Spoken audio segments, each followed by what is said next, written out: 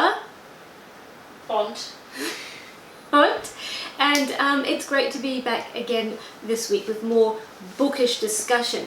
Now we're going a bit meta again, so we're talking about the process of reading rather than actual books themselves. I'm just in that way at the moment, you know what I'm saying. But I really feel that this topic is going to tear up the comment section really hard this week, because I think that a lot of people have a lot to say about this particular topic, which is fiction relevant? Is it important? What does it actually do? Why do we actually have it? A lot of us, I think, have heard comments like this: you spend too much time reading fiction. Another comment: you spend too much money on fiction. And my special favorite is liberal arts degrees, meh. The humanities, meh. They're kind of nice, but they're a bit frivolous. They won't really get you anywhere in life. To me, even if people say that, it is at least facetious, but really it's an insult, because it treats fiction as a frivolity, as a kind of a doily, as a kind of a weird little ceramic thing you find on Nana's mantelpiece. Nostalgic, kind of nice, but not really relevant, not really important, nothing that will help you get to wherever it is that we're trying to get to in life. You know, presumably money and a yacht or prestige of some kind. I don't know. But what sparked my interest was a particular article that came into my Google inbox. It's from last year, and it's still entirely relevant. It is called How Literature, yes, literature, can help you connect with others.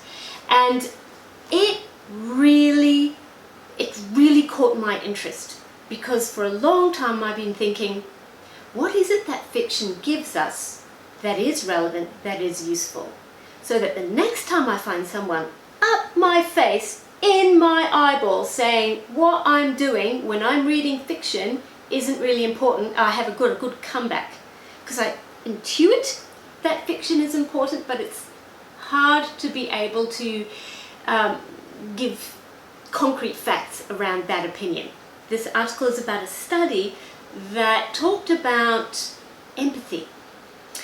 And it begins by outlining the decline of the liberal arts in universities. It says English majors in decline. In 2011, liberal arts degrees accounted for 1/3 of the degrees awarded, and now down to 1/4. Right? And here's an interesting fact that follows on from that point. There has been a corresponding decline in empathy. 15,000 students were found to have 40% less empathy compared to past students. And what do you think about that, Isabella? That's an alarming drop. Yes. Yeah. So here's what the research itself was really interesting. They put people into an MRI and they got people to read. And you'd think that the parts of the brain that lit up would be the language centers of the brain. But that's not all that lights up when you read fiction. All the parts that are associated with the movement and the experience of what you're reading light up as well. And the example that they have is someone on a horse riding. They have those areas of the body that have that movement, those areas of the brain light up as well. Now I find that fascinating, and that is why reading fiction relates to empathy. So I find that very interesting, the whole the body lighting up as the parts of the movement as associated with what you're reading, because the readers of hot romance, I think you're really onto something there. Don't you think, Isabella? What have I been missing out on all these years? I don't know, but the thing is this, that it doesn't happen in non-fiction, in fact-based non-fiction. It's fiction where this particular empathic response happens. Can you see where that's going to lead? Because I can. Even before I read the rest of the article, I knew exactly what impact that would have. Two studies. I'll talk about them. You had two groups that were tested. One of them were given a 3,000 words to read from a novel, and the novel was called Saffron Dreams, right? This particular novel was written by a Muslim American woman.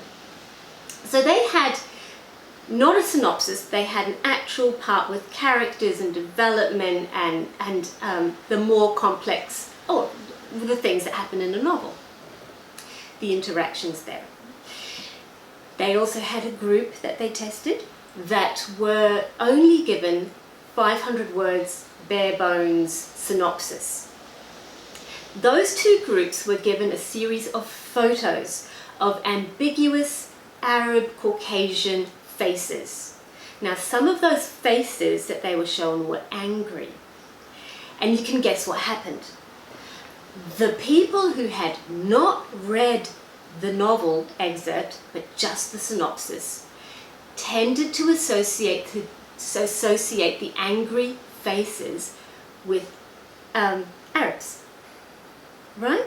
And they did another really interesting thing, which was to take children. Now, some of these children had read Harry Potter, and it's the bit where Draco Malfoy talks about mudbloods. Right? And so what happened was that these children were found to be much more empathetic towards immigrants down the track. And I think that's amazing, Isabella. So Isabella, I mean, can you start to see that fiction is so much more than just an interesting thing to do, like a hobby, like a pastime, that it matters because that is where we build empathy. Now, Isabella, you're interesting because you use books with young children, because Isabella's involved in early childcare. And one of the things she does is that she gets books and they're encouraged to read to these children. What do you think it gives them? What do you think would happen if we didn't read to children? Oh, I can tell you exactly what would happen if we didn't read to children. Tell us. If we don't read to children, their language skills will not develop as well as if we do read to them. There is a girl in the sort of play session that I work with, and her mother read to her, sang to her, talked to her all the time, and her language is far more developed than other children her age. Sure. What I thought was my own take on the matter is this. Fiction is valuable because it has protagonists and antagonists and the embedded opinions of the author that help us to shape healthy values. It's really, when we read books, the protagonists carry us forward.